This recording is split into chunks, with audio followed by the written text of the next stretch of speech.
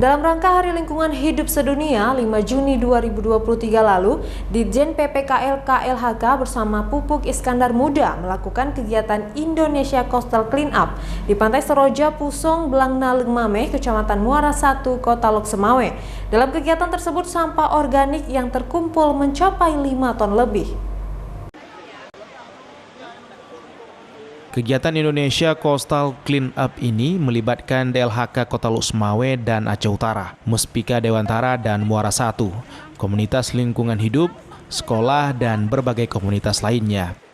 Kegiatan bersih sampah ini dilakukan untuk menyelamatkan pesisir pantai dari bahaya pencemaran sampah. Peringatan Hari Lingkungan Hidup Sedunia tahun 2023 mengusung tema Beat Plastic Pollution, mengalahkan polusi plastik.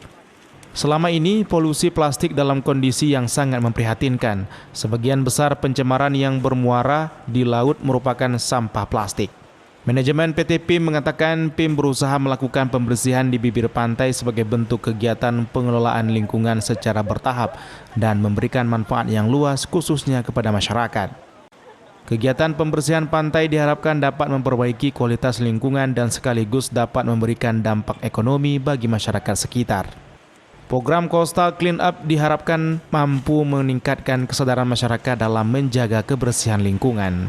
Targetnya kita hari ini dengan melakukan pembersihan ini, kita sebagai suatu bentuk dari perhatian PIM dan seluruh komponen anak bangsa terhadap pelestarian lingkungan, yang kita harapkan dengan lingkungan kita bersih, keadaan lingkungan kita itu menjadi sehat dan memberikan aspek peluang usaha juga terutama bagi nelayan-nelayan di sini dan masyarakat di sekitar sini yang bergerak di bidang pariwisata. PT PIM terus mendorong upaya penanggulangan sampah plastik di laut sebagai wujud konkret terhadap implementasi Sustainable Development Goals. Dari Lok Semawe, Armia Jamil, iNews melaporkan.